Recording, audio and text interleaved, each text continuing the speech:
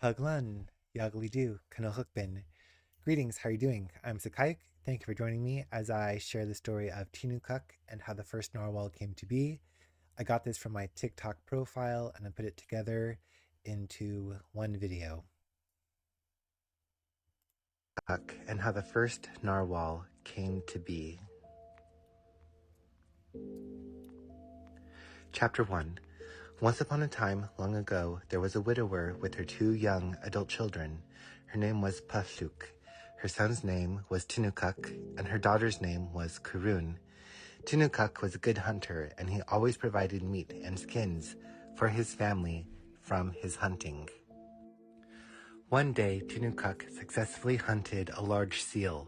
He meant to use the seal to make new hunting lines because the ones he currently had were getting old. Pasuk, his mother, wished to use the skin as a sleeping ledge cover in their house. The sleeping ledge was located underneath the only window their house had. The window was covered with a thinly skinned leather hide. The two of them argued about what to do with the large seal hide. She was mad and angry with him. Pasuk practiced magic on the sealskin as she was preparing it for Tinukak. She said this incantation: "When he cuts you into strips, when you are being cut thinly, you shall snap and strike his face." She said this 3 times as she was working the leather. Afterwards, when Tinukak was cutting the skin into thin strips to make himself a new set of hunting lines, the skin snapped and hit his eyes, causing him to become blind. Tinukak no longer could hunt for his family. They were reduced to eating the mussels that Pasuk and Kurun could gather from the beach during low tides. His mother was now angry and upset that she had to take care of him. She resented that he spent all day on the sleeping ledge and had become useless. His sister spent most of the day gathering driftwood and loose brush for the fire and helping their mother gather mussels from the beach to make a thin soup. They all became more and more hungry. One day, a polar bear came to their house and started to eat the skin window of their house. After it chewed a few bites, it stuck its head into their house in curiosity. Pasuk and Kurun both screamed, for they could see the head of the polar bear examining their house. They both backed up into the back of the house to be as far away from the bear as possible. Tinukak quickly realized what was happening. He asked his sister, whom he called Nayaga, which is the Inuit word for my sister, "Nayaga, give me my bow." Kurun was afraid, but she got his bow from the wall of the house and brought it to him. "Now, after I pull the bow back, aim it at the bear for me," he said. Tinukak pulled the bow back, and Kurun aimed the arrow at the bear's head that was smelling the air and looking about the small house.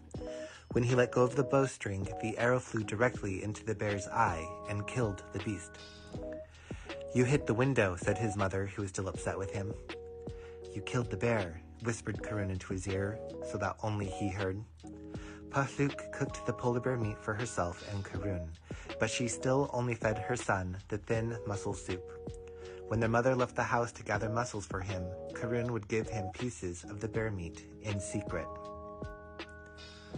Slowly the seasons changed from winter to spring. Kurun was feeling wistful one day and asked Tinukak, "Do you remember how much fun we had hunting together?" "Nayaga, if you are willing to lead me, let's go outside," he said to her. She quickly agreed, for she was bored and ready to do something different.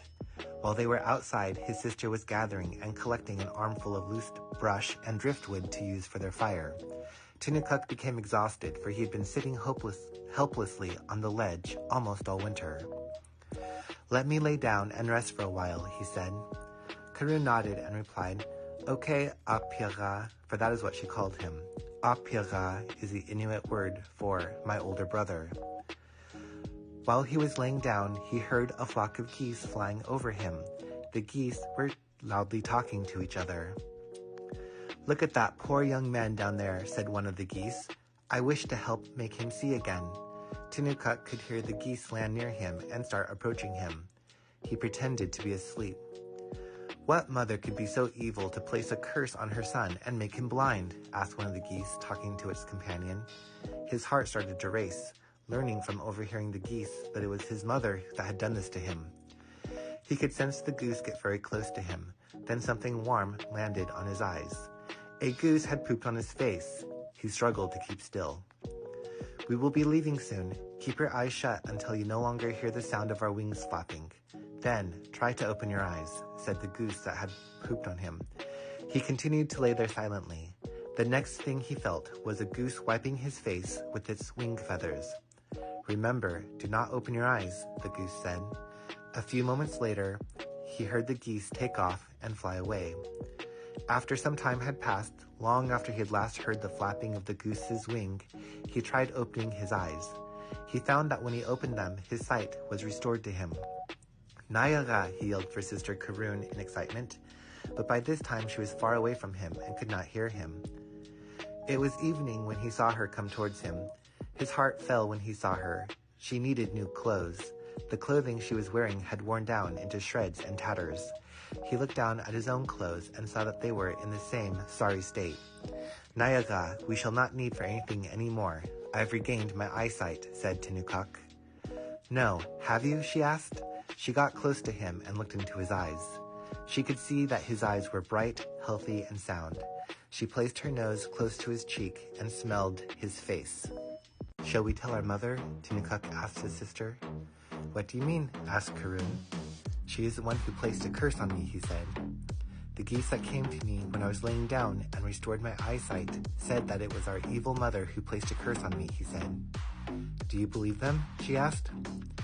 "Remember, I just caught a splendidly large seal, and I wished to make new hunting lines from it. Our mother wished to make a new blanket for the sleeping ledge in our house." "Yes, I heard her muttering very angrily under her breath that day when she was stretching out the skin," she said. "That must have been when she placed a curse on me." They decided to not say anything to their mother and see how she would react. When they got back home to their house, he saw the polar bear hide stretched out and a pile of bones. Upon entering the house, he saw that there were bear paws laying under the sleeping ledge. He pretended to be blind still and had his eyes shut tight as he sat on the ledge, as had become his habit. He pretended to be sleeping on the ledge. After a time, his mother came into the house. He sat up, saying, "Mother, I dreamed that I saw a polar bear hide being stretched out in front of our house." Pasuk said, "You must be thinking about someone who hurt you a long time ago. There is no skin outside our house." Tinukak again pretended to fall asleep. He sat up a second time, saying, "Mother, I just had a dream that I saw a pile of large bones in front of our house." "You must be thinking about someone who hurt you a long time ago.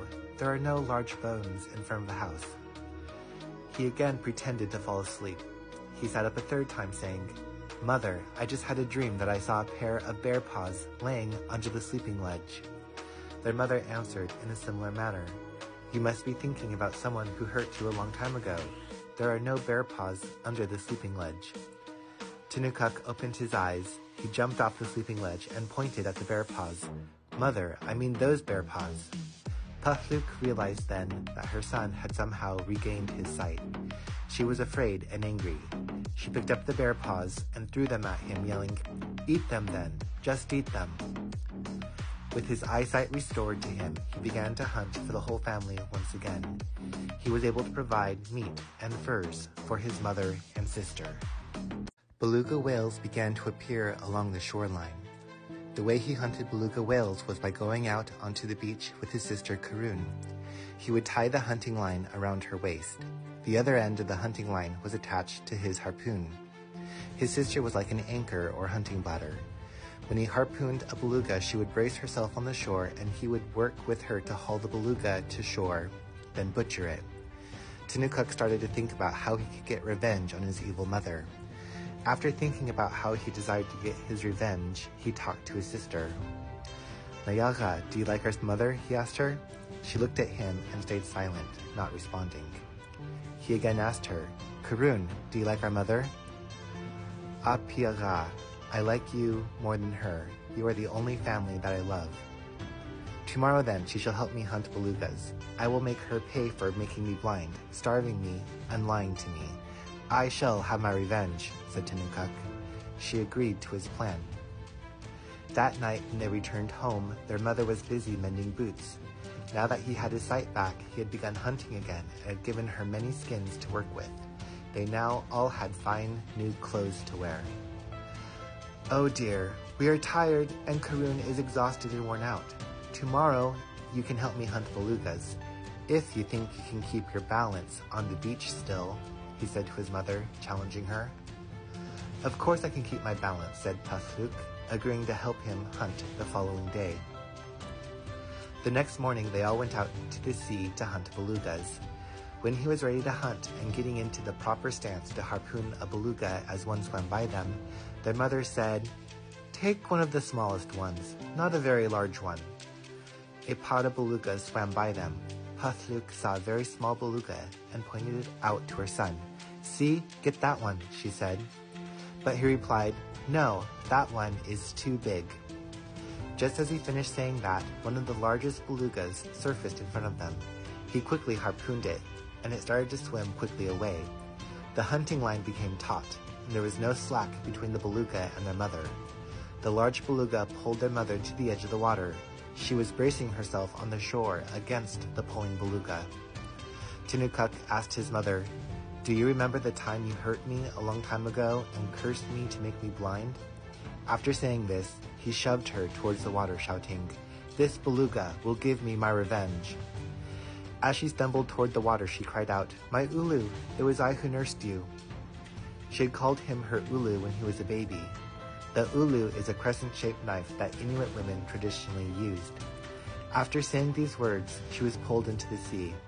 She resurfaced, spit out a mouthful of water, and shouted, my Ulu, I raised you."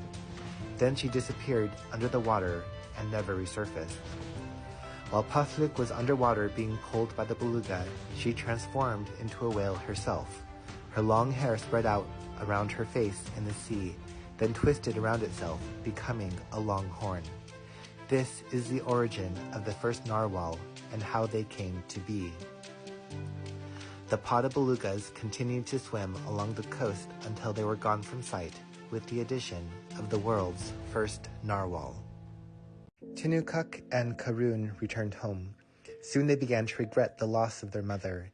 They thought about how she had nursed them, how she had worked to raise them, how hard she worked to make them new clothes, and how hard it must have been to be the widow without any man to help her. Tinukak and Karun began to feel terrified about what they had done to their mother. They were afraid to stay in the house their mother had lived in. They decided to leave the house for good by moving across the land to the east. They stayed away from the ocean and moved inland. For the longest time, Tinukak would not kill any birds because of the gratitude he had for the goose that had restored his sight to him. Karun, though, one day asked him to hunt a swan for her. He killed the swan she asked him to, but it broke his heart to do so. He never killed a bird again after that. Far away from the coast, they built a new house inland. In this new house, they grew old together. Over the years, they avoided people.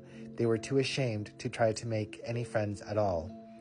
One day, they decided to see people again. Tinukak walked to a village where there was a shaman. Tinukak approached the village. The closest house to him was a shaman's. "Stop, I'm about to practice magic. Do you see the fire I've lit in front of my house?" said the shaman. There was a small fire set up that was circled with white stones, and a leather bag lay next to it that held the shaman's magical items. "Do you know me?" asked Tinukak in a quiet, shaky voice. He was nervous because he'd only talked to his sister for many years. There was no response to his question. "Have you heard of the young man who used his mother as a hunting bladder?" he asked in a more firm voice. There was still no response, so he repeated his question louder. By this time, a crowd of people had started to form, for he was a stranger there and an old man they had never seen before. One old woman spoke up. "When I was a young girl, I heard a story once that long ago there lived a brother and sister who tied their poor mother to a hunting line, and that a white whale took her under the sea. I am that man. In my youth, I was angry and wished revenge on my evil mother. Come and see what I look like now," said Tinukak. The shaman then slowly approached him. The people were also curious, and they also stepped closer to look upon him. Tinukak's hair was white. His face was very dark. His clothes were made from caribou hides. "My sister lives in the house we built inland. She is old and infirm now. Our only companions over the years have been terrible creatures that have heads like seals." He then turned around slowly so they could see him from all sides. I have desired to see people one last time, and I just have. I have desired to denounce myself, and I just have now denounced myself. Saying this, Tinukak left the village, walking slowly back to his house. He was never seen from again. Tavra, the end. So I think that one of the morals of the story, you can get several. I think one of them is that in the world's harshest environment, it's counterproductive to hold on to resentment and let that overcome you. To get along is very important and is crucial to survival. And that's one of the morals of the story. Quiana and Chickenick, thank you for hanging out with me as I shared this story with you that I wrote in my own words. Check out the links in the description, and I'll see you in the next video. Bye.